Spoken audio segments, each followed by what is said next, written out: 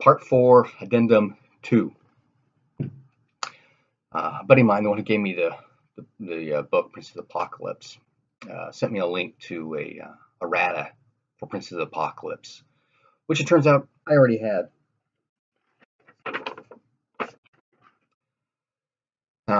You may remember that in Part 1, I discussed how the errata talks about switching the entrances for the Tomb of the Moving Stones.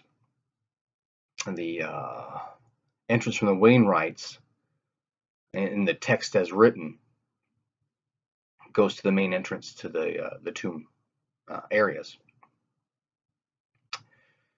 And the errata switches those around. Now, at first, as I was rereading this and going over it again, trying to make some sense out of it, I was thinking, why would it make any sense for everybody to be going in and out of the Wainwrights if that's the secret door entrance?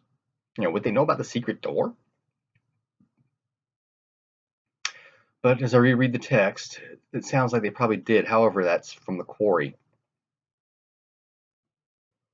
From the Wagon Works, it reads, the other Illmouth and the other believers sneaking in and out when no one is supposed to be around.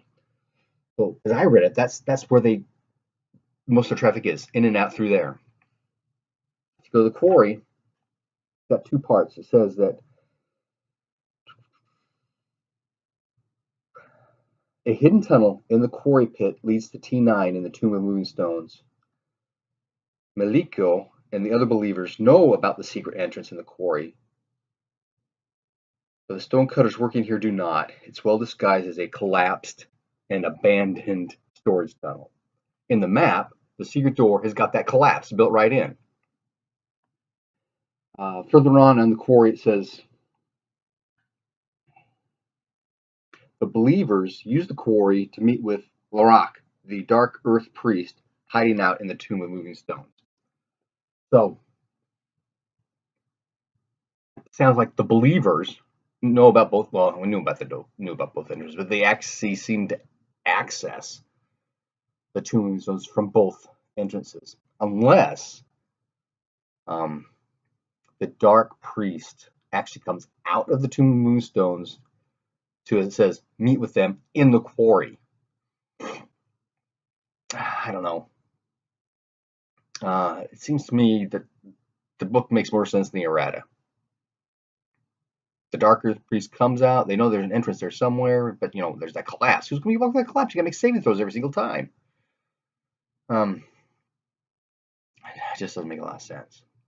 Okay, getting back to Addendum 1, finding out where did the body of the Gauntlet Knight go, or end up, or what they do with it.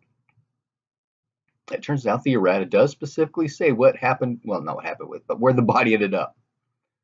Now, suppose for a moment that you're a lich, and your brother is a paladin of Tyr, and he establishes an order of knights, and when he finally dies, when the paladin dies, his body gets interred in the catacombs below the headquarters for his order.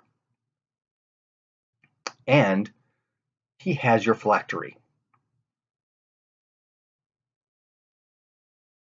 You've got plans to, quote, abscond with his body at some point and inter him in a sarcophagus you have made for him in your lair.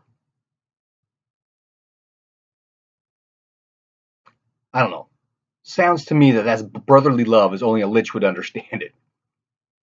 His brother's got the phylactery, and he's got plans to take his brother's body and bring it to him. Well, the errata says, quote, the stashed in the sarcophagus that the lich made for his beloved brother is the body of this Gauntlet Knight. Sounds like a total cop-out to me. I couldn't believe it when I read that. Oh, really? How did the body get there? Oh, the dark priest gave it to the lich. Why? Why did they carry the body that far in the first place? I don't know. I don't know. Maybe the Lich took the body. Why would the Lich take the body? Okay, maybe for the sake of argument, the Lich believed that this body was in fact his brother. He would not have stashed the body in the tomb. He would have placed it lovingly and arrayed it and cast spells on it and all the things that, a Lich would do for his brother. I have no idea. I don't know if I mentioned this in Addendum 1 or not, but the Shallow Graves specifically says that the Earth cult, the guys won the battle with the air cult there, and they buried everybody, including, according to the Errata, one of the Mirabar guards. How'd the Mirabar guard get killed? Well, okay, maybe they got in a fight, they saved one Mirabar guard, who knows why. Well, they'll be a slave in the mines, but they saved a Mirabar guard. The fight happens, the Mirabar guard takes off, somebody shoots him in the back. Personally, if I'm in a fight with a rival cult, I'm going to be worried about saving my butt more than hunting down some runaway ex-slave. Okay. But notice, they buried that guy here. But they did not bury any of them back at the ambush site. Now, the text says that they buried the Earth cult people there because the Earth cult believes that everything needs to go back into the Earth. Okay, I can buy off on. They only bury cultists or followers. They all believe in the black eye. So, believers need to go back to the Earth. The non-believers, don't worry about them. Just, let the buzzard eat them. Again, they buried one of the guys here, but none of them back at the ambush site. So me trying to figure this whole thing out and trying to rationalize in my own head and make some kind of excuses and how did this all stuff pan out? Going with, okay, just the cultists get buried. Okay, they left all the Mirabar guards lying there to rot to be eaten by things. What happened to the horses? They were tied up to the wagons. A bunch of earth magic is tossed about. A bunch of bugbears attack. What are the horses going to do? They're going to bolt. Well, if they're still attached to the wagons, which I've been thinking back and forth on this, maybe they weren't still attached to the wagons. The Mirabar delegation gets to there. They're looking for the dwarven sacred site. So they unhitch the horses. Let them go feed, get some water, relax, get out of their stuff. Just tie them up to some kind of corral or something. Maybe. I can almost see that. At first, I was thinking, they're connected to the wagons. The wagons pull up. The bugbears and the earth cultists attack. The horses bolt. And then, since the earth cultists believe everything must go back down to the earth, they would have buried all of the Mirabar guards too.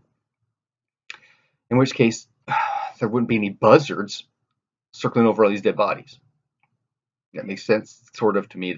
That's why they left the bodies out, so the buzzard would be there, and that'd be a sign for the party to be able to find the site. Well, if the horses got away, then the party coming up the road could find these horses. They probably have some kind of tax still on them. They may have some kind of, not saddlery, but stuff on them that's got markings from Mirabar. Some way to identify them. So that, hey, these are the horses from Mirabar. Where are the wagons? Either the wagons got busted up when they tore off, or they had been released to graze and stuff while the delegation was searching for the dwarven sacred site or whatever. That would have been my answer to it. But there's still the question of the body of the night. Now, I've decided that I'm just going to go back to the party and say, sorry guys, I missed this part. The coffin with the body is dumped off the side by the chest and the wagons.